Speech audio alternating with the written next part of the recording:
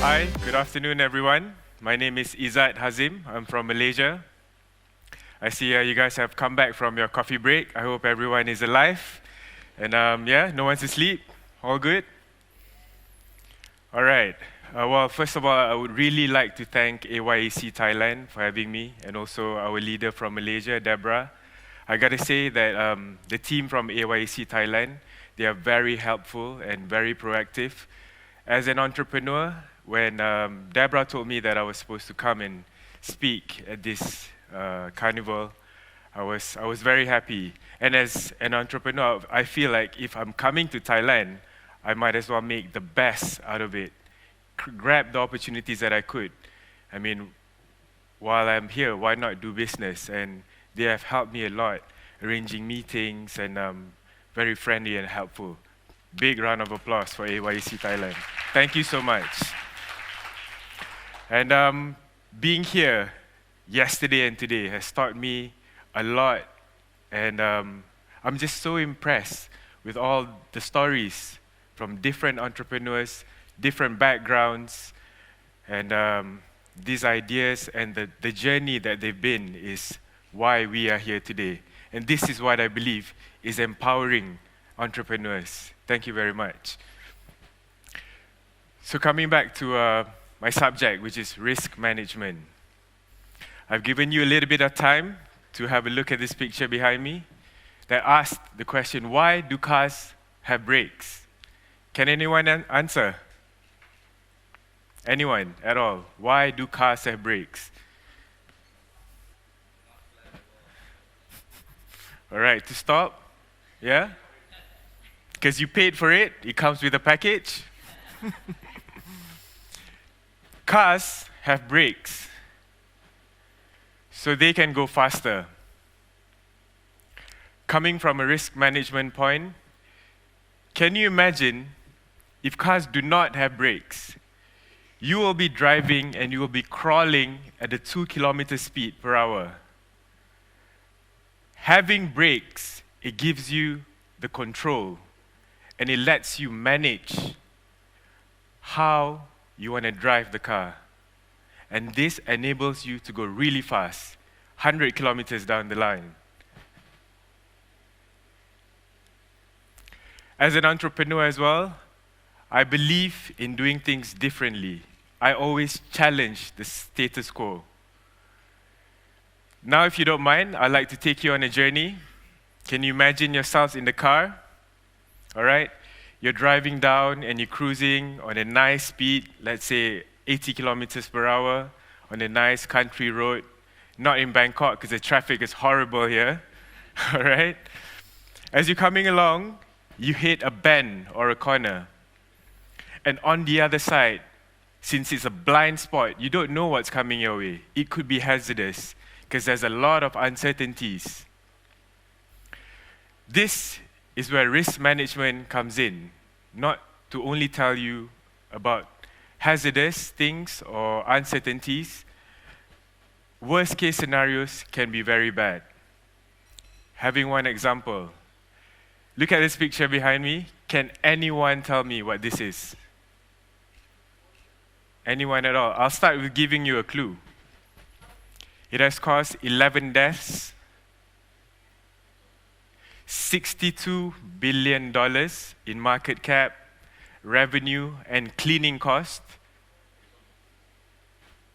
Right on, spot on. And one movie came out of it, Deepwater Horizon, starring Mark Wahlberg. Who doesn't know Mark Wahlberg? This is the biggest oil spill in the oil and gas industry, the BP oil spill. It happened in the Gulf of Mexico, and until today, this has been the case study of big corporations. How did we miss this? Or how did an esteemed and company like BP did not see this coming? The answer is risk culture.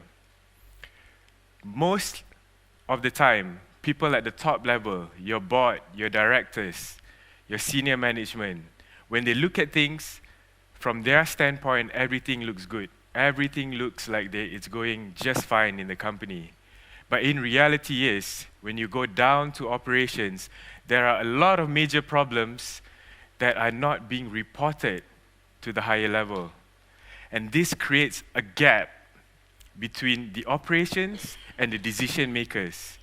And because of this, it shows that communication does not flow through the top and bottom and also across the silos.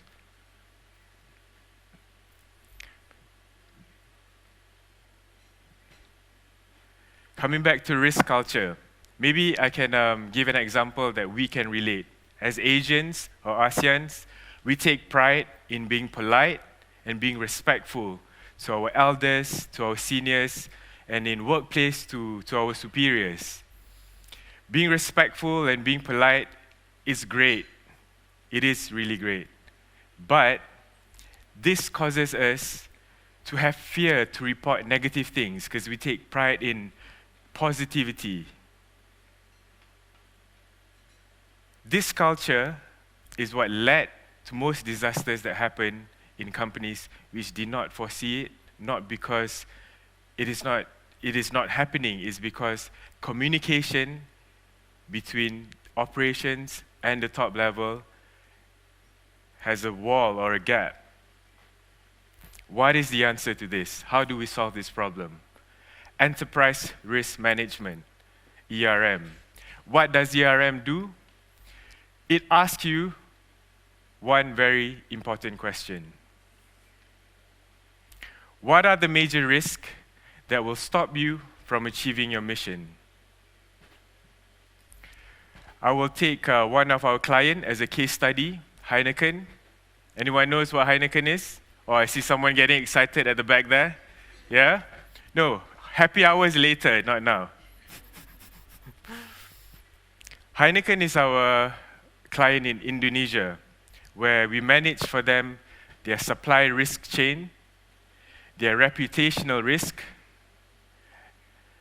and this is a very, very interesting one. We do for them their halal compliance risk management as well. As you may know, Heineken is a beer brand. Halal compliance, it is something that is unheard of to some of you for a company that sells a non-halal product and also has a halal line of products. So this is what we can manage for them, all the risk so that they are able to manage and to meet their compliance and keep their reputation as a company and as a brand. So what is SORT GRC? It is a governance, risk management, and compliance software. So what does it do really? For our clients, it helps them to measure and quantify risks. It also helps them to understand and analyze risks, to track, report, and manage risk. Ultimately, it helps our clients to empower them to take more risks. I'd like to show you some of our clients. We have over 1,000 clients worldwide, and these are some of the names I would like to share with you.